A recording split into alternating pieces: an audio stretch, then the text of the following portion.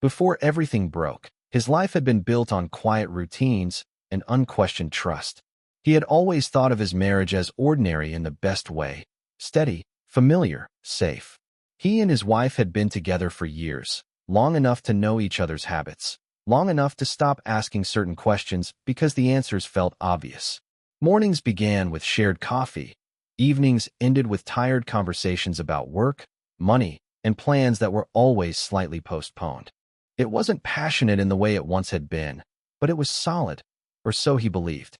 He trusted her completely. That trust wasn't loud or dramatic. It lived in the small things. The way he never checked her phone. The way he didn't question late meetings or sudden changes in schedule. The way he assumed silence meant comfort, not distance. He believed that love, once proven, didn't need constant confirmation. From the outside, their marriage looked intact. Friends saw them as stable. Family admired their longevity. Even he, looking at their life as a whole, would have described it as successful. There were no obvious cracks, no explosive arguments, no clear signs of unhappiness. Just two people moving through life side by side, sharing space, history, and responsibility. What he didn't realize, what he couldn't yet name, was that something had already begun to shift. A subtle imbalance. A distance so quiet it blended into routine. At the time, he mistook it for normalcy, for the natural evolution of a long marriage. He had no idea that this calm was temporary, or that the life he trusted so completely was already standing on the edge of collapse. At first, the changes were easy to dismiss, small enough to explain away. She had become quieter, more absorbed in her phone, smiling at messages she never shared.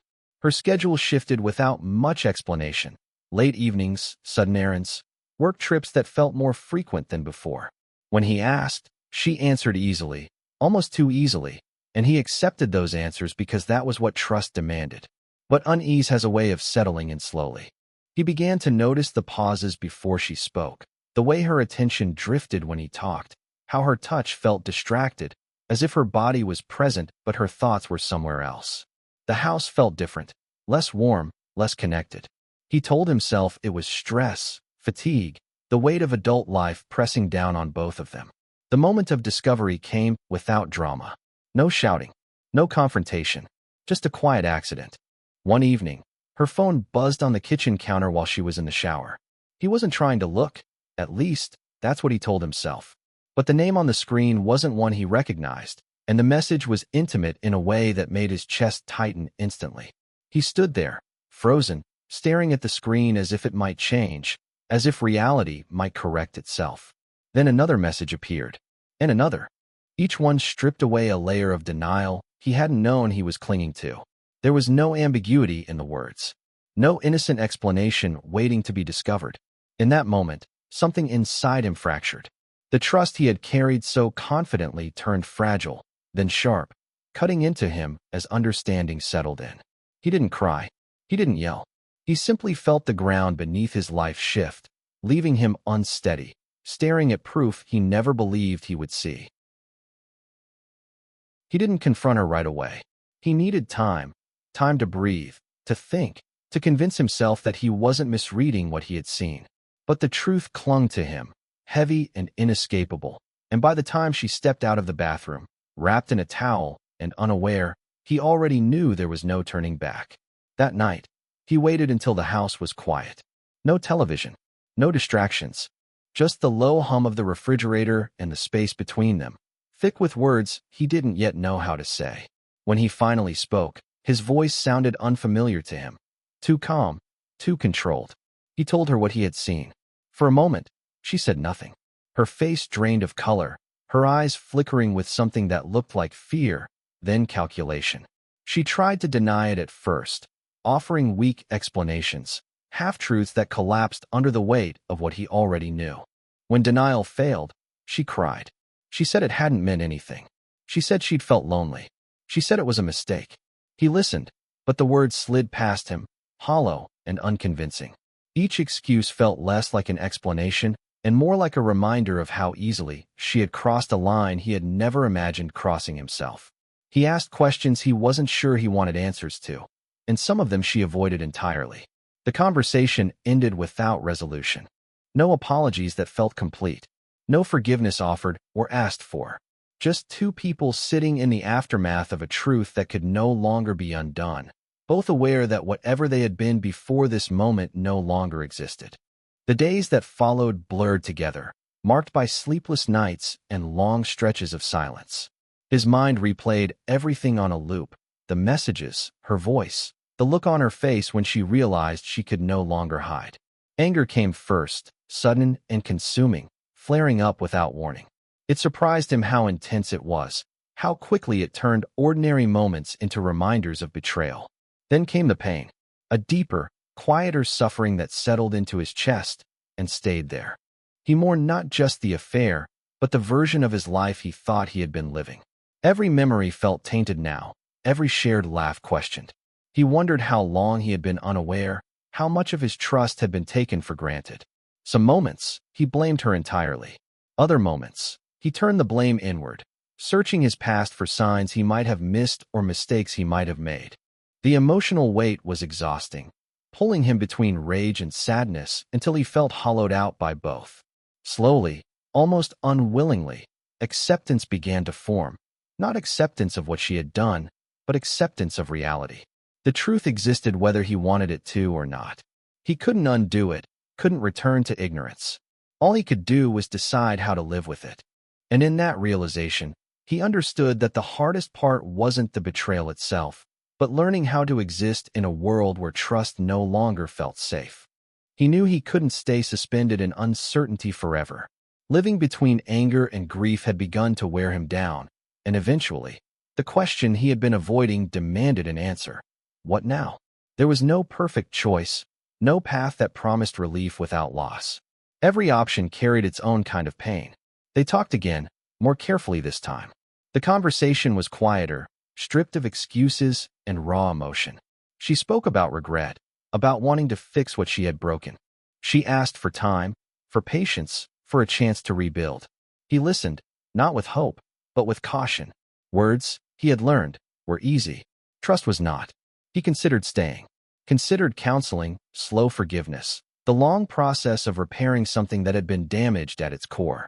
He also considered leaving, starting over alone, carrying the weight of the past, but free from its daily reminders. Both futures felt uncertain, and neither felt entirely right. In the end, his decision was not dramatic. It was quiet, deliberate, and deeply personal. He chose distance, not as punishment, but as necessity. He needed space to understand who he was outside of the marriage, to heal without constant reopening of the wound. There was no victory in his choice, only clarity. Sometimes, resolution wasn't about fixing what was broken, but about accepting that some things could not be returned to what they once were. Time did not erase what had happened, but it softened its edges. Distance gave him perspective, and in that space, he began to understand the experience not as a single moment of betrayal, but as a turning point in his life. The pain had reshaped him, stripping away assumptions he had once held about love, trust, and permanence. He learned that trust, once broken, could not simply be restored through promises or time alone. It required honesty, self-awareness, and the courage to face uncomfortable truths, qualities that could not be forced. He also learned that loyalty to another person should never come at the cost of loyalty to oneself. Looking back, he no longer defined himself by what had been done to him. The affair was part of his story, but it was not the whole of it. He had survived the loss of a life he believed in and emerged with a clearer understanding of his own boundaries and worth. If he were to offer advice to others in similar situations, it would be this: listen to what the pain is telling you. Don't rush forgiveness, and don't fear solitude. Sometimes, the end of one relationship is the beginning of a deeper relationship with yourself. The first weeks alone were the hardest. Silence filled the space where shared routines once lived, and even small decisions, what to eat, when to sleep, felt heavier without another presence to lean against. He noticed how often he reached for his phone out of habit, then stopped himself, remembering there was no longer anyone on the other end waiting for a goodnight message. Friends checked in, some with genuine concern, others with awkward curiosity. He shared little. The story felt too fragile to hand out in pieces, and he wasn't ready to hear opinions about choices he was still learning to live with. Grief, he realized, didn't always announce itself loudly. Sometimes it simply sat beside him, quiet and persistent. Yet beneath the loneliness, something else began to stir, a faint sense of relief. The constant tension, the unanswered questions, the emotional vigilance had eased. For the first time in months, he could breathe without wondering what truth might be waiting to surface next. As the days passed, his thoughts grew less chaotic.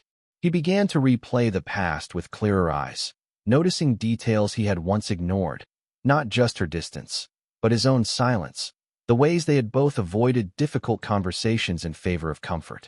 This reflection didn't excuse what she had done, but it gave shape to the truth. Their marriage hadn't broken in a single moment. It had eroded quietly, piece by piece. He wrestled with conflicting emotions. There were moments of nostalgia, when a memory surfaced unexpectedly and tightened his chest. Other times, he felt gratitude for the clarity, for the chance to rebuild his life on more honest ground. Healing, he realized, wasn't linear. It moved forward, then back, then forward again, asking patience he didn't always have. Still, reflection brought something valuable, understanding. And with it, the sense that while he couldn't change the past, he could choose what kind of future to grow from it. With time, he began to reclaim parts of himself that had gone quiet during the marriage. Old interests resurfaced, books he'd meant to read, walks taken without destination, evenings spent simply thinking instead of filling the silence. These small acts felt insignificant at first, but together they formed the foundation of something new. He noticed how his confidence slowly returned, not in grand gestures, but in subtle ways. He trusted his instincts again. He listened to his discomfort instead of dismissing it. The betrayal had taught him the cost of ignoring himself, and he carried that lesson carefully. Reclaiming himself wasn't about erasing the past or pretending it hadn't hurt. It was about integrating the experience into who he was becoming. He was no longer the man who lived on assumption alone. He was someone who understood his limits and respected them. As he continued to rebuild, he became more aware of the boundaries he had once neglected. In his marriage, he had equated love with endurance, believing that staying silent was a form of strength. Now, he understood how damaging that belief had been. Boundaries were not walls meant to keep people out. They were guidelines for self-respect. He practiced saying no without explanation. He stopped overextending himself for the comfort of others. These changes felt uncomfortable at first, almost selfish, but over time they brought a sense of balance he hadn't known before. For the first time, he felt grounded in his own choices rather than shaped by someone else's expectations. The betrayal had forced him to confront uncomfortable truths, but it had also given him clarity. He wasn't afraid of closeness anymore, only of closeness without honesty. When the idea of trust surfaced again, it no longer felt simple or innocent. He noticed it in small interactions, conversations with coworkers, new acquaintances, casual promises made and kept. Trust, he realized, wasn't something given blindly anymore. It had become something observed, earned, and revisited. This didn't make him cold or suspicious, as he once feared it might. Instead, it made him attentive. He paid attention to consistency, to actions aligning with words. He learned that trusting others didn't mean abandoning discernment, and that caution could exist alongside openness. Most importantly, he began to trust himself again. His judgment, his intuition, his ability to walk away when something felt wrong. That trust, rebuilt slowly and intentionally, felt more solid than anything he had known before. Looking back, he was surprised by how much he had grown from the experience. The pain had forced him to slow down, to examine parts of himself he had long ignored.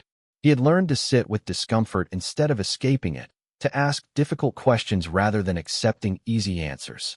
He noticed a new depth in his relationships with others. Conversations felt more honest, less performative. He listened better, spoke more clearly, and no longer feared vulnerability the way he once had. What had broken him open had also allowed something stronger to take shape. Growth hadn't come from forgiveness alone, but from understanding. And in that understanding, he found a quiet resilience he hadn't known he possessed. Letting go didn't arrive as a single, decisive moment. It came gradually, in fragments. One day he realized he could think of her without feeling the familiar surge of anger. Another day, he noticed that the memories no longer demanded answers. They simply existed, detached from the need to be resolved. He stopped replaying conversations in his head, stopped wondering what he could have done differently. The need to understand every detail faded, replaced by acceptance that some questions would never bring peace. Closure, he learned, wasn't something another person could give him. It was something he allowed himself. In letting go of the past, he wasn't erasing it. He was choosing not to carry it forward unchanged. And that choice felt lighter than anything he had made since the beginning of the end. The future no longer felt like a void. It felt open. Uncertain, yes, but no longer threatening. He began to imagine a life shaped by intention rather than habit. New goals, new rhythms, new possibilities that didn't require him to compromise his sense of self.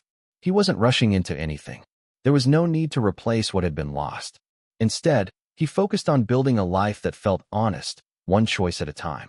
He welcomed solitude when it came and connection when it felt right. Moving forward didn't mean forgetting. It meant carrying the past with wisdom instead of weight, allowing it to inform rather than define him.